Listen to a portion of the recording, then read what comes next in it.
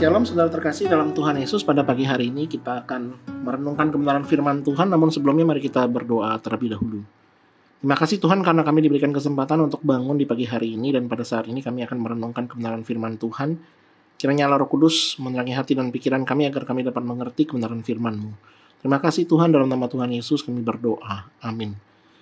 Saudara, judul renungan pagi hari ini akan saya berikan dengan judul Kebebasan Sejati dari Belenggu Dosa. Terambil dari Roma 6 ayat yang ke-6, saya akan bacakan untuk kita semua.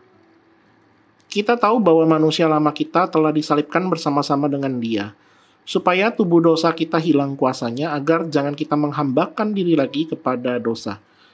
Sedemikian jauh pembacaan firman Tuhan, mari kita merenungkannya.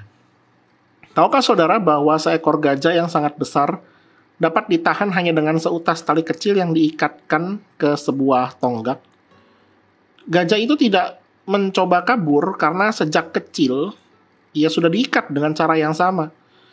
Dan meskipun ia tumbuh kuat, pikirannya tetap percaya bahwa tali kecil itu cukup untuk menahannya.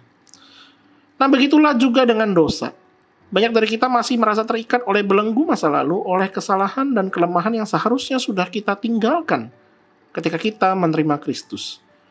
Namun Roma 6 ayat 6 menegaskan bahwa manusia lama kita telah disalibkan bersama Kristus. Sehingga seharusnya belenggu itu tidak lagi memiliki kuasa atas kita. Ketika Paulus menuliskan surat Roma, ia berbicara kepada jemaat di Roma yang hidup di tengah-tengah masyarakat yang penuh dengan penyembahan berhala dan berbagai praktek dosa. Pertobatan mereka kepada Kristus tidak berarti bahwa godaan dan tekanan budaya itu hilang begitu saja. Justru tantangan baru muncul ketika hidup mereka itu teruji oleh hal-hal yang demikian. Hidup dalam kemerdekaan dari dosa yang telah dihapuskan oleh Kristus. Paulus ingin mengingatkan mereka bahwa kematian Kristus di kayu salib bukan sekedar simbol pengampunan, tetapi juga lambang dari kehancuran kuasa dosa atas hidup mereka.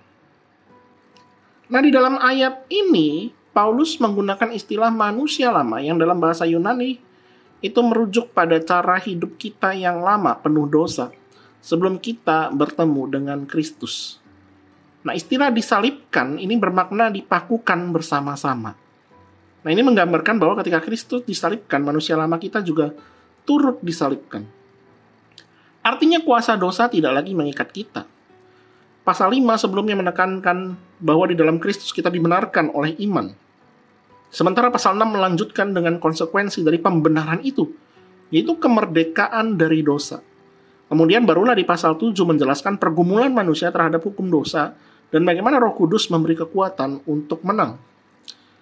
Nah, signifikansi dari Roma 6 ayat 6 adalah bahwa salib Kristus bukan hanya mengampuni, tetapi juga mematahkan belenggu. Ini bukan sekedar doktrin, tetapi realita yang seharusnya dihidupi setiap orang percaya.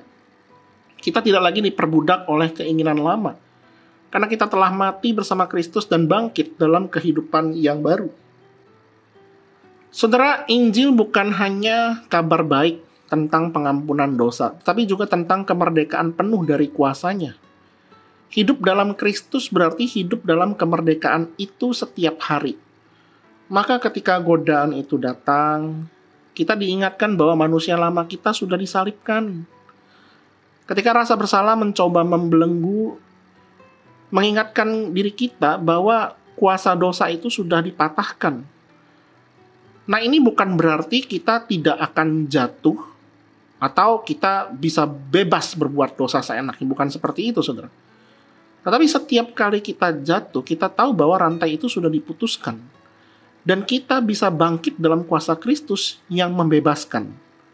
Dan dalam sinerginya, kita pun juga perlu memperjuangkan diri kita untuk hidup kudus di dalam jalan Tuhan. Saudara, kita tidak lagi terikat oleh dosa seperti gajah yang diikat dengan tali kecil. Kematian Kristus mematahkan belenggu itu, dan kita hidup dalam kemerdekaan yang sejati. Pertanyaannya sekali lagi, maukah kita berjalan dalam kemerdekaan itu, atau tetap memilih untuk hidup seperti manusia lama yang sebenarnya sudah mati di kayu salib? Kiranya Tuhan Yesus memberkati kita agar kita senantiasa memperjuangkan hidup kita untuk hidup kudus di dalam Tuhan dan menjauhi dosa. Mari kita berdoa. Bapa yang penuh kasih, terima kasih karena melalui kematian Kristus, Engkau telah mematahkan belenggu dosa di dalam hidup kami. Karena itu ajarilah kami ya Tuhan untuk hidup di dalam kemerdekaan yang sejati yang telah Engkau sediakan, melangkah dengan keberanian untuk hidup dalam hidup yang penuh dengan kekudusan dan keyakinan bahwa manusia lama kami telah disalibkan bersama dengan Yesus.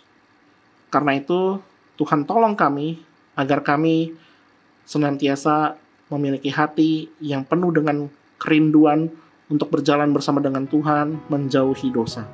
Terima kasih Tuhan, di dalam nama Tuhan Yesus kami berdoa.